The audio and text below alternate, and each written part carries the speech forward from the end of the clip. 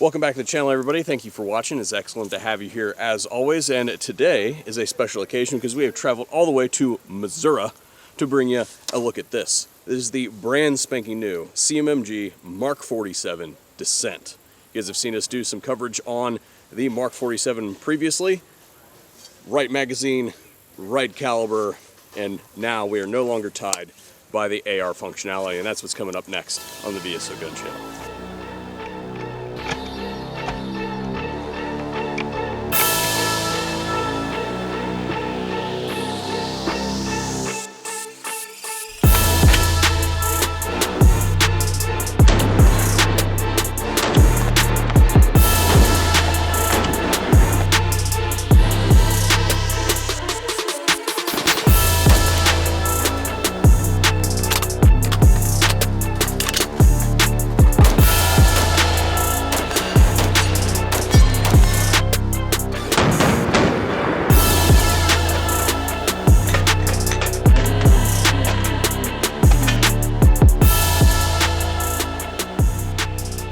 The MK47 Dissent is easily the most anticipated addition to CMMG's Dissent line since its inception. This rifle takes all the ground gained from the original MK47 and pushes it that much more farther by integrating it with the compact recoil system of the Dissent. The aim here being to reduce felt recoil while making the rifle more portable by replacing the traditional buffered extension with a folding stock. While that folding stock does look a little bit reminiscent of the UGG stock, it's actually partially constructed of aluminum, and it comes adjustable for both length of pull and cheek height. As far as the controls are concerned, the MK47 Dissent has taken some steps up. Firstly, the 45-degree zeroed selector lever provides ambidextrous control without being intrusive for those with big hands like myself. The trigger is a drop-in collab with Rise armament, and that might just be the best out-of-the-box trigger I've seen on a rifle at this price point. I didn't have gauges with me on this trip, but I had no problems accurately shooting out to 400 yards, and it comes with anti-walk pins. Traditionally, AK mags do not have a last round bolt hole open follower. However, there are some malfunction clearances that still require a bolt to be locked to the rear.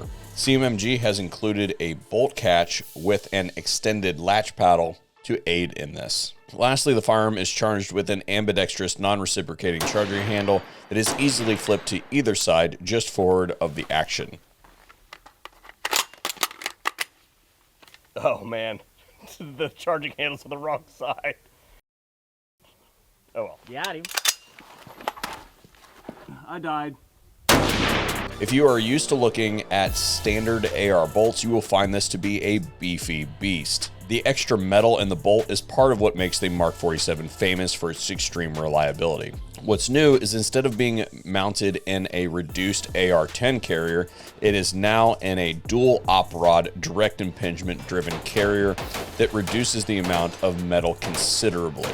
For the handguards, CMMG has reworked their stuff yet again to include all the features of their standard handguard for the Dissent, but has now put the full optics rail back on the rifle for those of us that actually want to use the real estate for mounting of critical systems. Now I'm going to throw some specs up on screen for those of you who want to drink those all in, but under that handguard is the adjustable gas system that allows for tuning, regardless if you plan to take advantage of the integrated suppressor mounts in the brakes, or you want to shoot some weird ammo.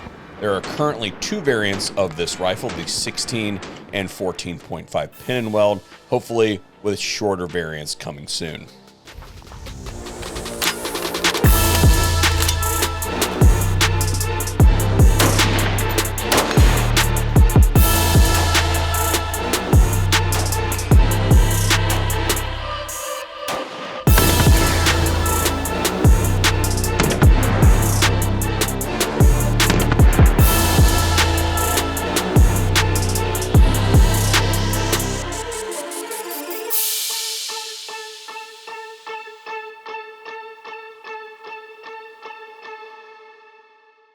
Welcome back to Ohio, folks. I thought it would just be better to do the debrief once I get back because it was really loud at the range and I care about you guys' viewing experience.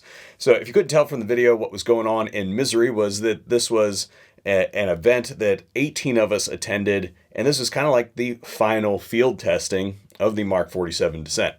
I think there were like 10 guns on the range, and we shot like a pallet of ammunition for them, which was a lot of fun. And I learned a lot about the platform, and I thought I would share it with you. The first thing I would say is you guys have seen lots of stuff on the Mark 47 here before, and it's a fantastically reliable firearm. What you'll notice about this one over the previous models, the Dissent model versus the standard model, is that the recoil impulse is substantially different. It is much, much more tame. That was just a fantastic idea to integrate that system into the already bestial Mark 47.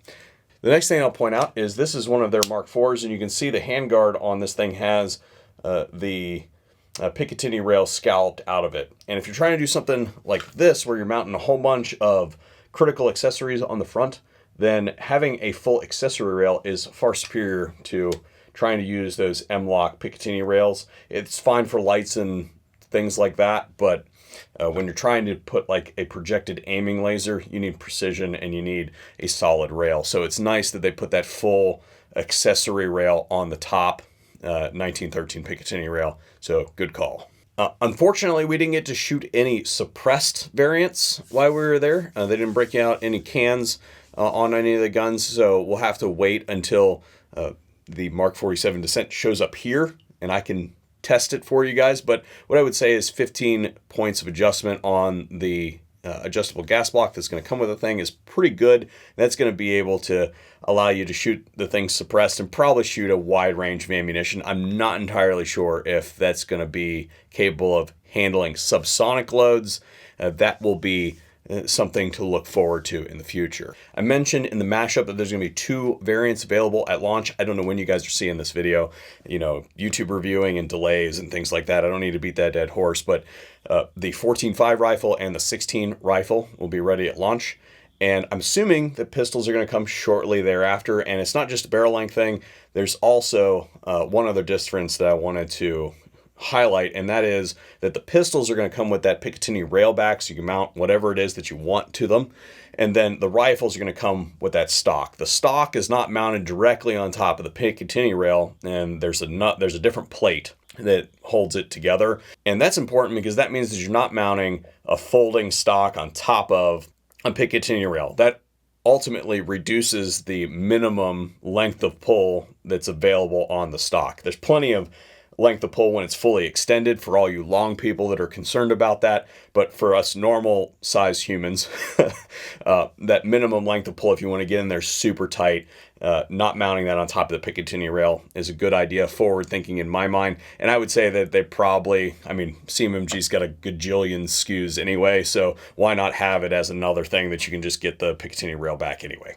And then back to this Mark IV here, because I don't have my Mark 47 yet, but this will work because the last 2 things that I want to talk about are present on this rifle. Firstly, they have this bolt-on shell deflector. So I'm assuming at some point in time, they're going to change geometries and you're going to have more SKUs that are available to be able to bolt things onto the side of your gun, change its ejection pattern, whether you're left-handed, things like that. I'm assuming that's coming. So that's a plus as far as modularity. But then my one critique of the Mark 47 Dissent that I wanted to voice is what is also present on this gun, and that is that there is no way to battery assist this weapon just like on the Mark 47 Dissent. There is no mechanism that allows me to kick the gun shut if it needs to be kicked shut. Now, of the thousands upon thousands of rounds that we shot this past weekend, I saw very few malfunctions, and most of those were user-induced.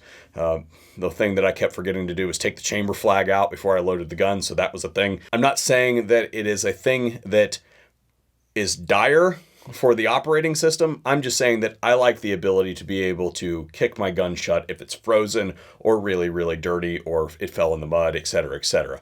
And I have brought this to CMMG's attention for years now, and I'm the old school dude that wants a forward assist on his gun, and it's not the cool thing. I understand that, but I'm going to continue to mention it.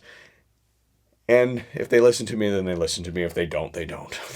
You know, it is what it is. But I'm gonna say it. But anyway, that is my look at the Mark 47 Dissent. Obviously, there were some things that we couldn't do on the testing side of things, and perhaps we'll do a follow-up video here in the imminent future if we get one in for testing, and I can test precisely what you guys want to see. And if you have ideas for that, then sound off in the comment section down below. Thank you for tuning into the VSO Gun Channel. Hopefully we'll see you on another one here soon.